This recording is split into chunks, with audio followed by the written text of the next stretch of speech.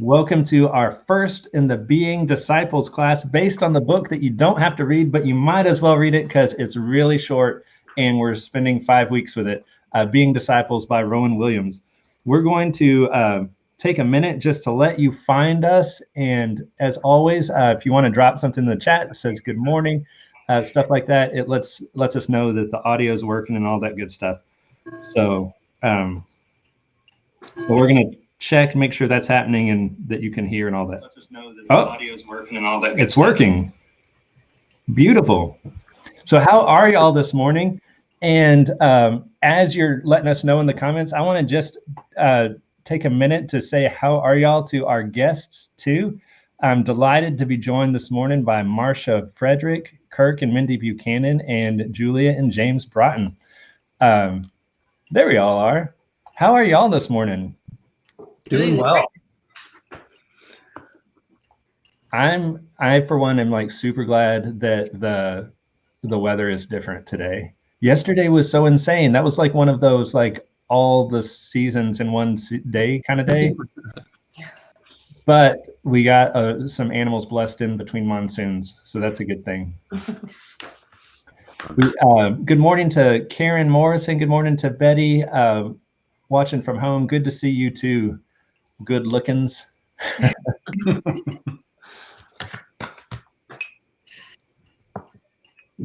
James, what has been the goings on of the Broughton family this weekend? Super exciting. James' sister, his baby sister, had her baby yesterday. So I've got a new nephew. Yep. All of us are thrilled. We're begging for pictures. They're out in Baltimore, and so it's been very exciting. The baby was a week late, so. Oh, so everyone's been on pins and needles. Yeah. Yep. Yeah. But it's been good, good pins and needles. She was healthy baby, healthy mama. So we're happy. That is wonderful news. Mm-hmm. Wonderful news. Good morning, Terry. Good to see you this morning. All right. We are going to, I think we're going to jump in and start with a prayer. We'll touch base with each other in a second, but right now I'm going to make us the small part and the screen the big part. And this is a prayer. So this is a reminder that the book is really short and you can read it because it's like 20 pages a day or a week, 20 pages a week. And then this is one of my favorite, so the book is Being Disciples. This is one of my favorite songs about discipleship. And so we're going to use it as our prayer each time we gather for this class.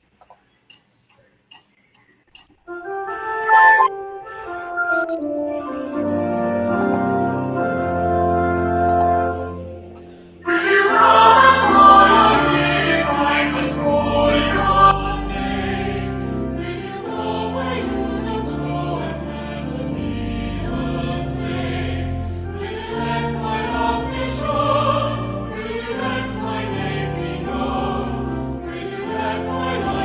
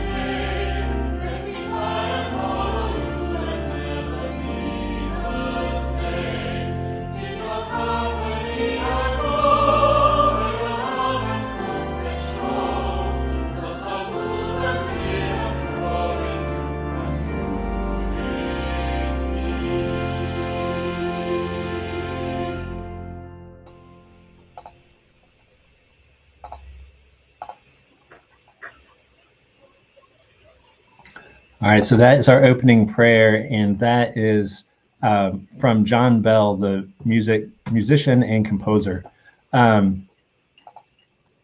Now I need to, all right, so I need to hide this for just a second.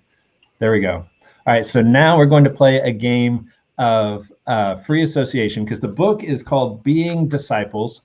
Discipleship is what the whole life of faith is about, but it's a word that carries like so many connotations and associations that I thought we'd make some space to explore those together just right at the outset. So I've already warned our guests, they've got some pencil and paper ready, but if you are at home, I want to invite you to also do this. You can share your responses in the comment section. It would actually be really helpful to our conversation, just so we kind of get a sense for where we are. There are no wrong answers. All of these simply reflect where we are, the different influences and people in our lives that are going to be invisible to the conversation. But just a one-word response, the first thing you think of when you think of the following words. Now I'm going to bring up our first word, discipleship. Free association, first word that comes to your mind. All right, and our next word is prayer.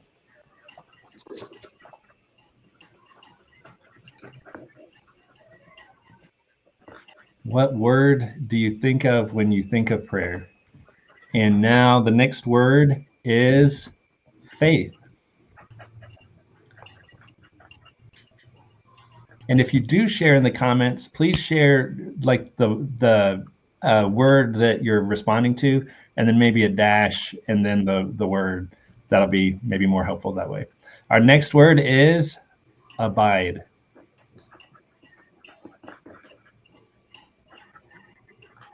What word comes to mind or comes to your heart when you think of the word abide, or you hear the word abide? Our next word, Jesus. I hear the pencil scribbling furiously in the background. And then that's the last one. Jesus is the final one. All right. So our words again are discipleship, prayer, faith, abide, and Jesus.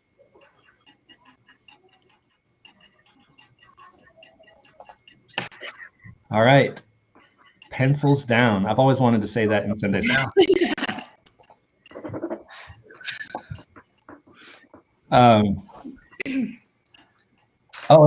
We've got some folks. We'll start with the ones in the room here in our virtual room, and then we'll go to our comments. But I so appreciate and love that the comments are starting to be filled up with your answers. Mindy, may I ask you to go first? Yes. Like all of them, or just the first word? Oh, what do y'all think? Let's do just the first word. Good. All right, just the first word. All the others. I still have some blank spaces. The first one, I put a learner. A learner. Awesome. And Kirk, since we're in your box, what did you put for discipleship? put student. Student. But I was probably influenced because I've already read the first couple of chapters of this. So it changed my word association. If you'd have done this last week, I might have put something different. What do you I mean, I know there's no way to tell, but what do you think you might have put down before you read the book? I wouldn't have come with student that quickly, I don't think. I might have put follower. Follower, that's what which I was I think is still a good answer, but yeah. Yeah. Oh, cool. Good. Julia, what about you? I put friendship. Friendship. Love it. Friendship. And James? I wrote two. One was follower, but the first word that came to my mind was actually leader. And I was like, this doesn't, but yeah, anyway, there's reasons for it, I guess, but I also put follower because I think you kind of need to do both. Yeah. 100%. 100%. Marcia, how about you? I put commitment. Commitment. That's a good one. I love that. It makes me think of a quote, not a faith-based quote necessarily, but Kobe Bryant said, "Love is determination in a certain direction," and that kind of gets at that commitment piece. All right, now for our next word, we'll just do reverse order, and we'll kind of switch back and forth. Oh, but let's see if we have any. Betty says learner was her thought too. The others don't necessarily identify what word it's in response to. So except for toward the end. Let's see. So our next word is prayer. Marcia, would you start us off this time? Communication. Communication. James? Pause. Pause. I love that. And Julia? Thanksgiving. Thanksgiving, yes. And Kirk? Well, if I was supposed to put one word, it came out three. I put talking with God. Awesome. And how about you, Mindy?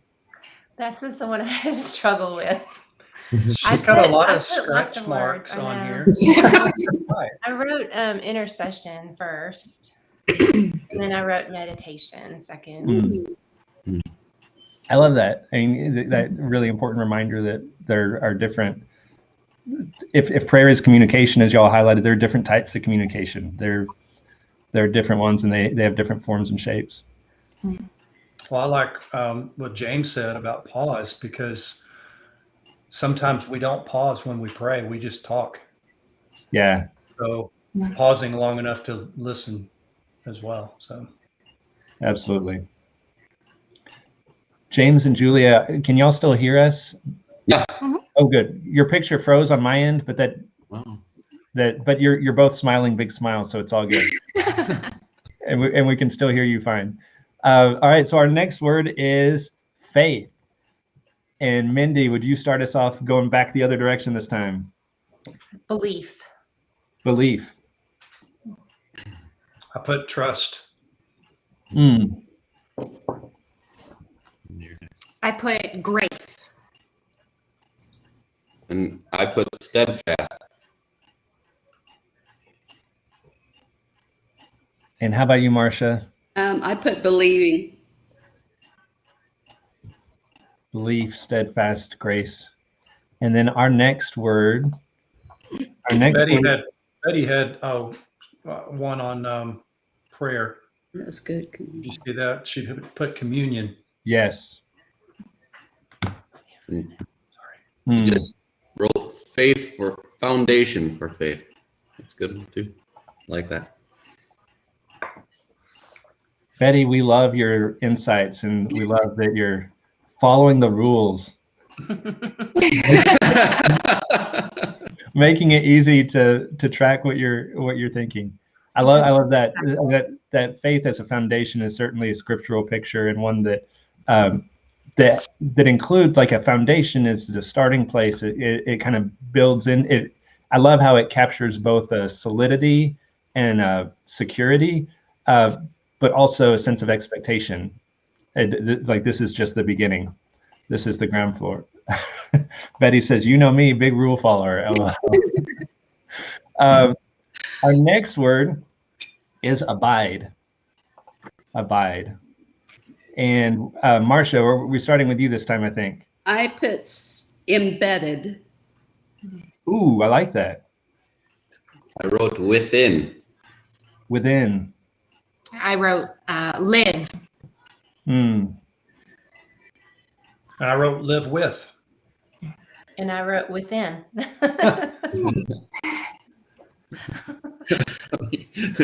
Exact answer. I love. We didn't plan that.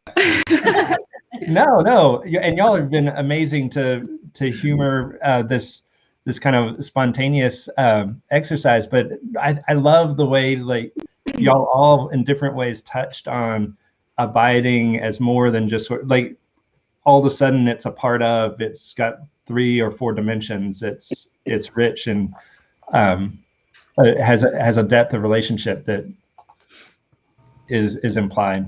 All right, last one, and Mindy, we'll start with you. Jesus. Lord. Savior. I wrote living. I wrote example. I wrote Yeshua. And we've got Betty or Karen saying love. Jan with love. Roberta with peace and Savior. I think some of these are from the others, but with prayer, probably Jan silence. Roberta sharing helping, devotion, and confidence. I love that. How do y'all feel about this foundation? Like, I love that the book is going to continue to give us tools to talk about this, but already I'm filled with like a deep appreciation for the things that God has shown us that we bring into the conversation showing up. Any other reflections on that though that y'all have? All right. Well, then we are going to. The answer. What's that? Terry just wrote Jesus the answer. We're going to talk for a minute about the story of two kinds of learning, and y'all have already captured some aspects of this beautifully. But Rowan in the book talks about two kinds of learning. One is sort of the way we think about textbook learning in schools. Annie has a Texas history teacher right now that I'll protect the innocent or the guilty, or whatever, not name him, but his idea is he puts the bell ringer on the board, the first question, and says, you know where the book is, you can go read about the answer. You can go like it's crack open the book, know where it is, put the information in your head. And Rowan says that's how some people think about faith. They think about the Bible as sort of the answer book, then you're just trying to like process the information, usually through our brains. And then he contrasts that with the way people learned things for the better part of 1800 years after Christ, which is through relationship, through apprenticeship. And the idea that you are with someone that you are striving to imitate in every respect. So it's important to know how to do the work. How does the person conduct herself or himself on their lunch break? How does that person talk to friends in the grocery store? What does the picture of a life lived in this way look like? And all the good questions I remember a friend of mine was interviewing an ethics professor at Duke recently and said, I attended like 3 years of your classes. I loved so much of what you taught us. But what I really want to know is where does Stanley Hauerwas buy his groceries? Because that was an ethical question for them. And it gets left out if you're just sort of trying to pull out relevant information, which assumes sort of prior knowledge about what should count as relevant. And instead, just like be thrown into the life of things. How did that distinction strike y'all when you came across it? And Marcia, maybe you can say something. I'll ask you to start something here, but you had some observations about the word non-intermittent that Rowan uses for discipleship. How do you see that connecting to that idea of apprenticeship versus book learning? Well, an apprentice has to be focused on that one thing that they're learning in the process. And it's the constancy of learning and building on the previous learning and things that really makes you, the longer that you are discipling or apprentice to somebody, it makes you more and more to have some of the skills of the one you're following. And the non-intermittent, I think, describes me, or intermittent describes me, because it's like I get gung-ho on something, I'm going to do this for Jesus, blah, blah, blah, and then, but first I'm going to go shopping. Oh, well, I better run, get my nails done. Or, it's a sustained walking with Christ to me that is the non-intermittent.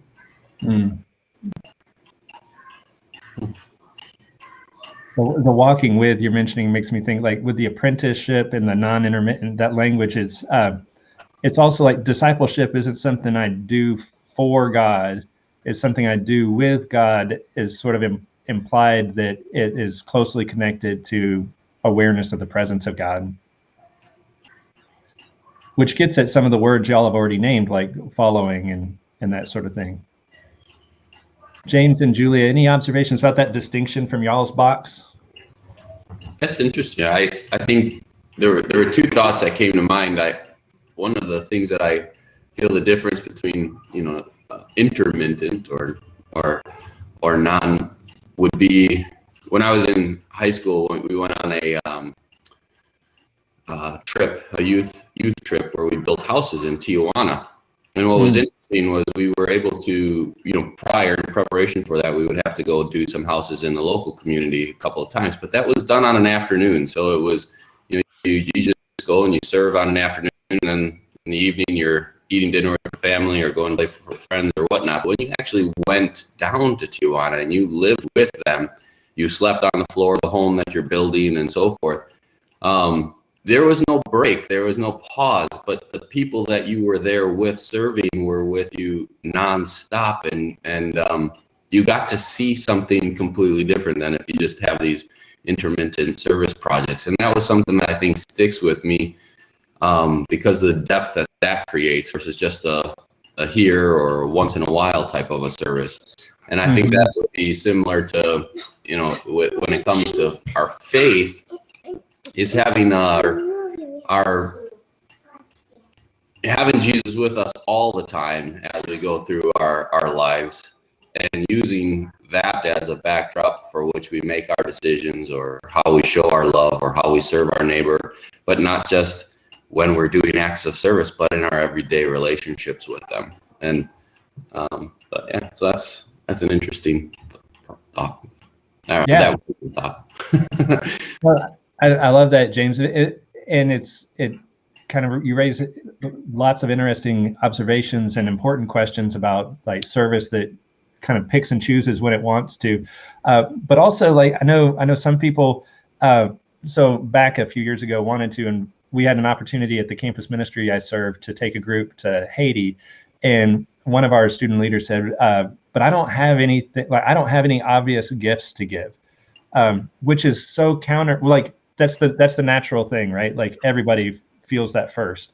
But it was so counter to what the folks in Haiti said. They said, we want to share a meal with you. We want to share our lives with you. We want to bring you into that abiding, that living with. If y'all give us a little value added, that's great. But that's not the point. The point is, what will we do in the space between the helpful space, if that makes sense. All right, so I want to, we talked about staying, abiding. I love your words for abiding, all of you. That really helped me. This is, sometimes with books like this, people say, don't give me metaphors, give me definitions. So here's a definition. Being disciples means being in his company, learning stillness, attentiveness, expectancy, being willing to go where Jesus is going, and to be in the company of those he's in company with. And it means letting the action come through, letting the relation be made, letting Christ's action come through us as the Father's act comes through him. We will return to that one likely each time. Right now, I'm going to disappear our screens one more time. One interesting thing that Rowan goes on for a couple paragraphs about is bird watching, or birding as a metaphor for what it is to be a disciple, exactly because it contains things like expectancy and awareness and this being attuned to a presence.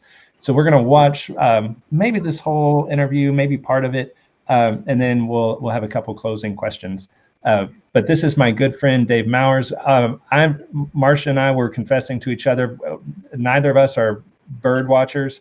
So when I saw that metaphor, I was like, uh-oh, I'm gonna need someone else. So I called my good friend Dave, who's the rector of Trinity Church in Baraboo, Wisconsin, dear friend, and he was more than happy to share his thoughts about Rowan's metaphor, and so we'll share that just now.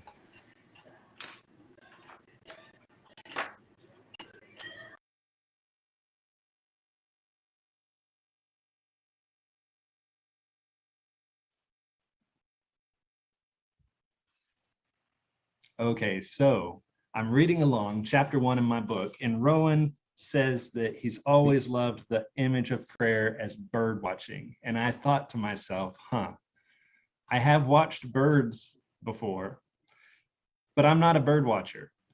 Who could take me into the warped, tedious mind of a bird watcher like none other? And one of my very, very good friends with whom I have watched birds is the Reverend Dave Mowers from Baraboo, Wisconsin. Dave, I am so grateful for you actually like jumped at this invitation, not surprising, but alarmingly fast, I'm sure because of the beating heart you have for bird watching. Yeah, if somebody says, come and talk to us about birds, it's not usually something I can turn down. So for like, tell us, like, take us into the heart of it. Cause like, I watch birds, I see them, but I'm not bird watching. What is a bird watcher doing?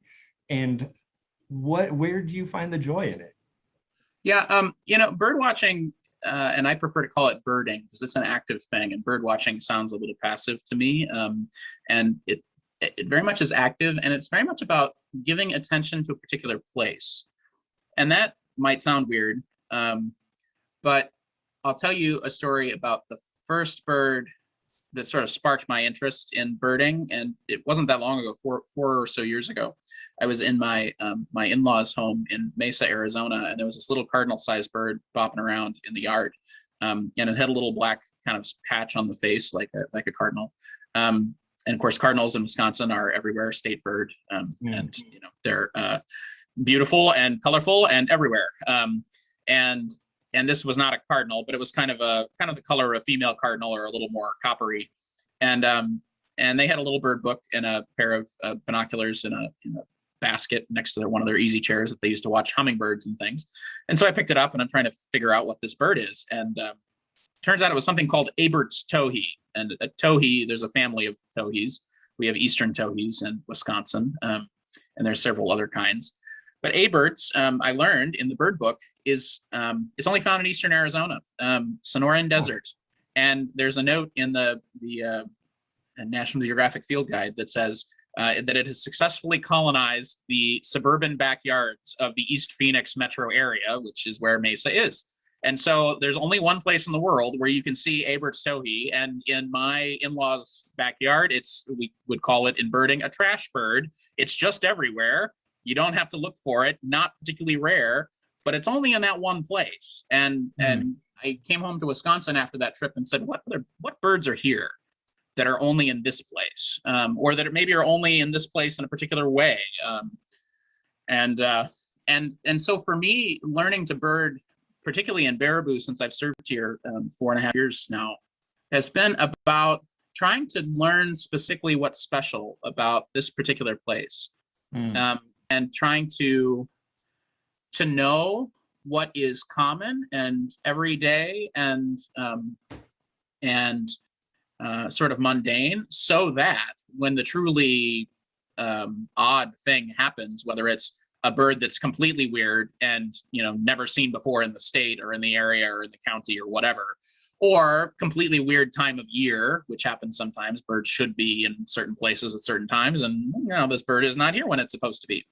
And the way you really learn to see what's rare is by learning to see what's common. And in the Williams passage that you mentioned, he talks about that in prayer, and I think it's a really great way to think about discipleship and following Jesus. And most of us don't get the kind of audible voice of God in our head telling us to do really anything. You don't get the like James Earl Jones from the back of the theater, go to Africa, we don't, that's not how God calls us to things. Like mostly God calls us to love the people that he's put in our lives over and over again, day by day.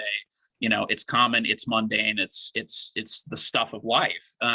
And it's beautiful and often colorful, and often the light hits our lives in just a particular way, so that the feathers on the front of that American robin are just especially orange on that particular day. And that's what following Jesus is. And then sometimes you're in a place where you're expecting that kind of the normal. and something truly spectacular happens. You know, you hear a sermon where something just catches you, and the next thing you know, you're weeping and you don't know why. Or you're praying and silently and really have a sense that God is calling you to do to say a specific thing to a specific person.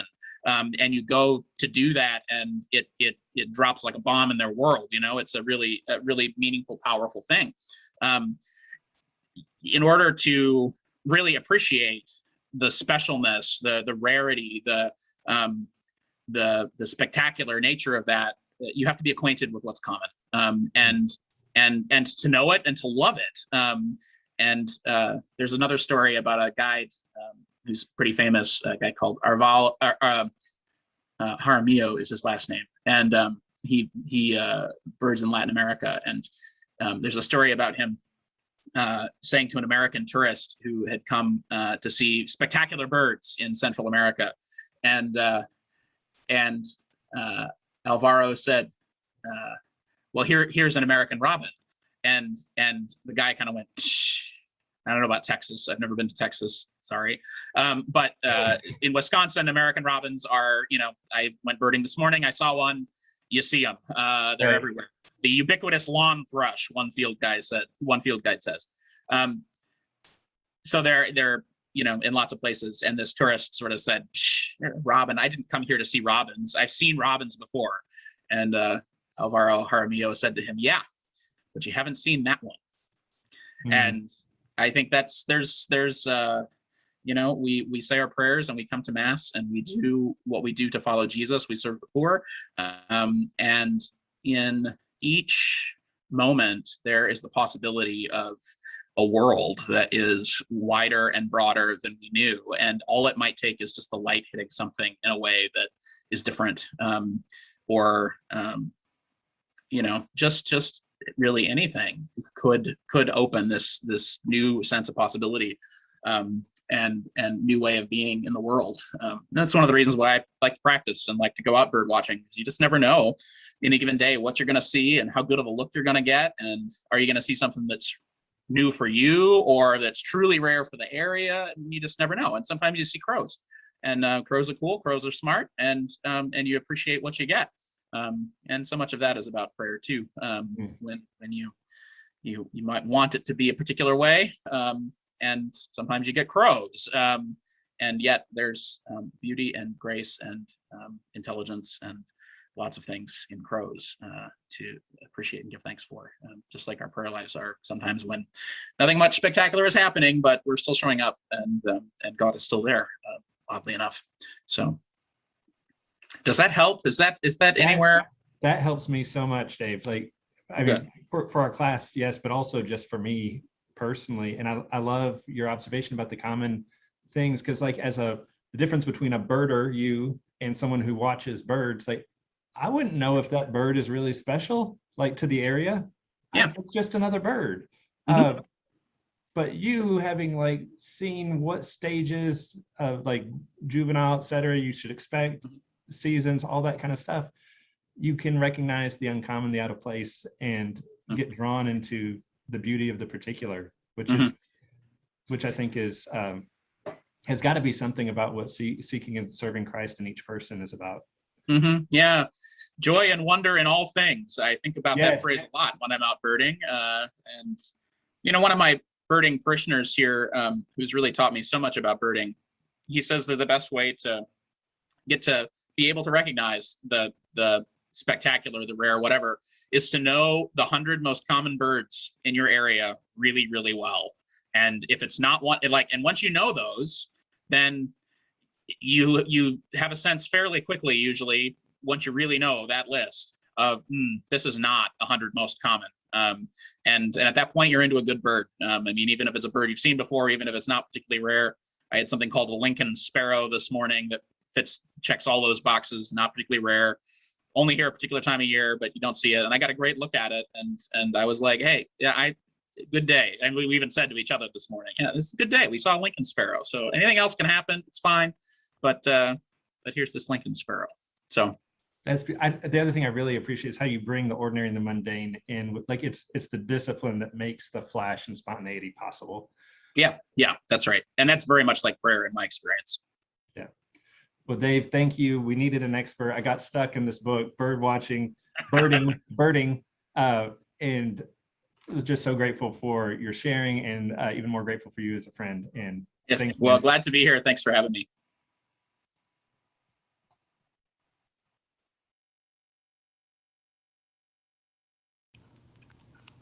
Oh, all right. I'm going to bring us back. Oops, I didn't want to bring that back. Here we go. So big thanks again to my friend Dave. We have a few minutes right now. I do have a couple questions that I want to hit up at the end, but before we go, but I'd love to make a little bit of space. Y'all's reflections or thoughts to Dave's sharing. And Kirk and Mindy, maybe I'll start with y'all, then we'll go to Marcia and then the Broughtons, just so y'all can be kind of thinking about if you want to share. Yeah.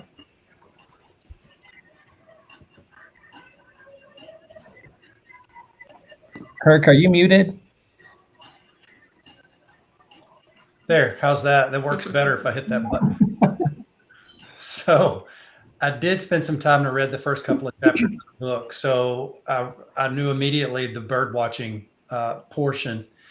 And there's a word in there in italics that precedes that, expectancy. And that's such a great word of reality is going to open up to you when we're expectant, when we're being aware of everything around us. And it's kind of what he said in the birding. It's being so familiar with all of the mundane so that you're aware of the spectacular when it happens. We can go out and see birds all the time and not know that that's spectacular. We just witnessed a bird that we've never seen because we don't know if it's mundane or not.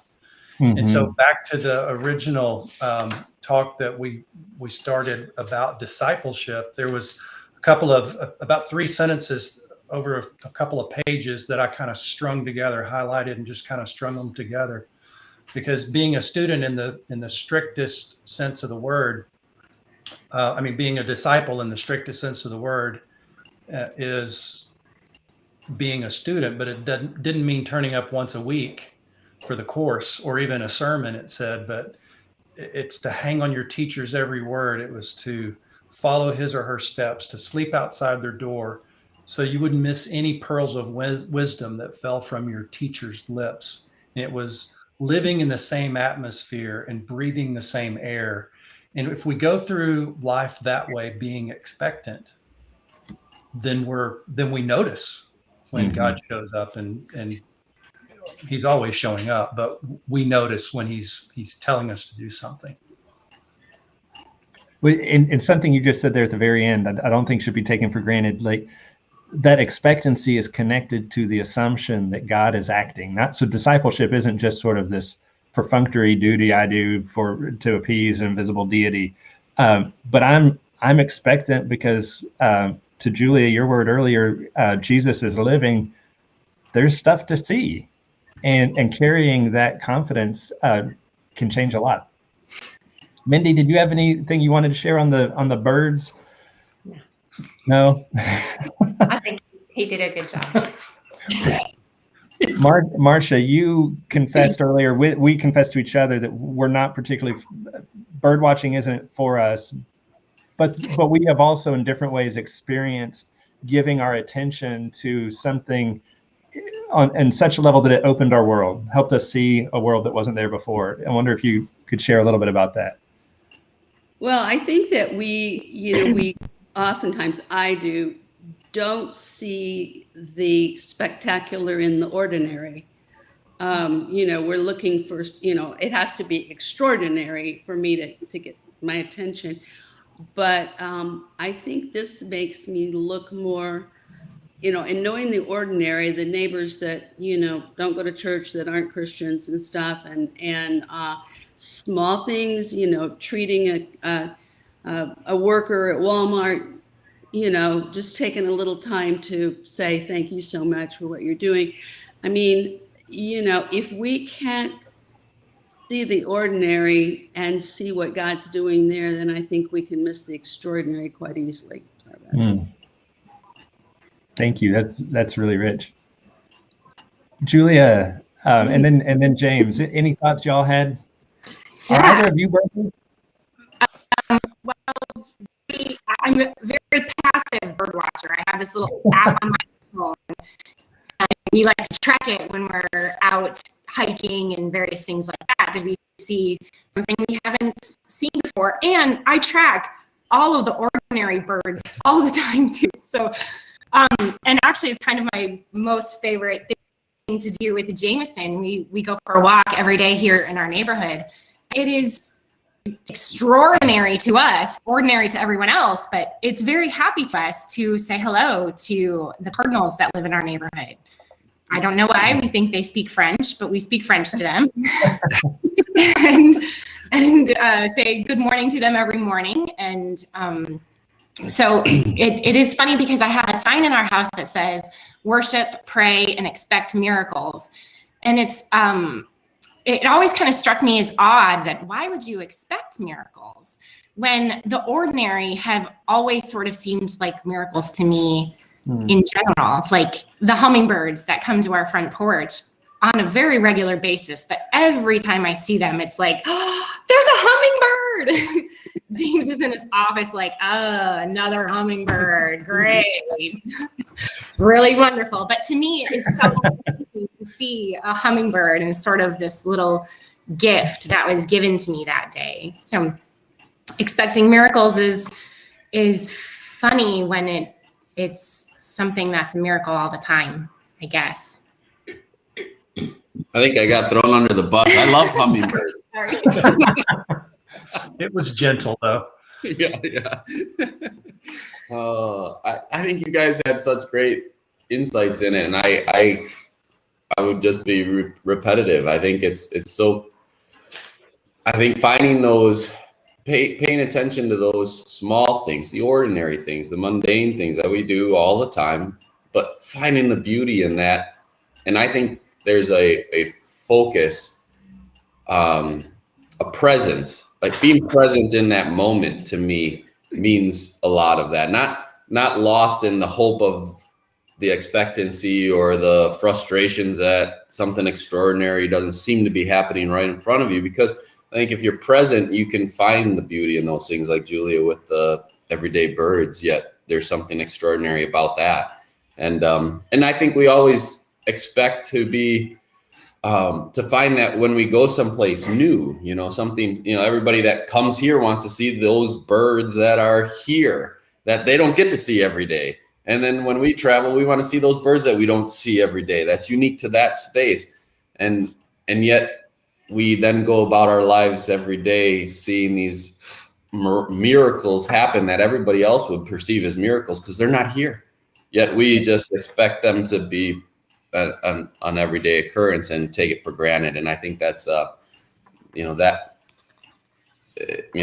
that was another little side piece of it. I like the joy and wonder in all things that guy had said, and trying to seek that and then use it to recognize the extraordinary pieces of those and wait for something spectacular beyond it. Thank you, James.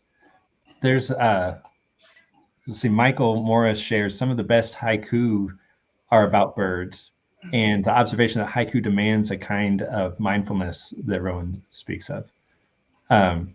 Jan shares, this is really helpful, realized this morning that false expectations can trip me up. So carrying that I would call those false expectations kind of preconceived ideas that kind of blind us, keep us from being present, from seeing what really is, because I'm too busy still looking to see what I wish had been instead of what is. All right, I'm going to, let's see, find this again. Oops, that's not what I want to share. That was very meta for a second. Or maybe it still is, but oh gosh. All right, I'm just going to read this part. I'm going to hide this and read it. And we'll get that squared away later. All right, so 2 things we discovered: that discipleship involves being an openness to Christ's Spirit and being a learning community together, how we grow in depth of relation to God and each other. And so the two questions that Rowan ended his chapter with that I want to leave us with today, we don't really have time to go into them much, so we'll come back to and start with them next week. Where do you most often sense the company of Jesus? And in light of our conversation today, I'm seeing that both as a helpful beginning and also as a kind of confession, right? Like if Christ is in all these places and all these people, where am I coming assuming Christ cannot be? Is another way to read that question. But where do you most often sense the company of Jesus? And still answering that in a positive way is so important, because I think everything else will radiate out of that. And then, does your Christian community or congregation expect people to grow in understanding? And how does it help that happen? So do we remember that our common learning is something that, and I guess implied there is like maybe sometimes the life of faith is seen as an on or off switch. Is it on or is it off? But it's actually if it's a light switch, it's a dimmer. And some of us start really dim, and you grow, and that I think is maybe something of what the life of faith can be. I need to wrap up for our time, but I cannot thank y'all enough for joining us today, joining me, and for sharing this conversation. You have made my understanding of the chapter and my engagement with material so much richer than it would have been otherwise. So thank you, Marcia and Julia and James and Mindy and Kirk. So appreciate y'all. And Thank you. And thank you to everyone watching at home. We'll see you next week. Peace. Love y'all. Love you too.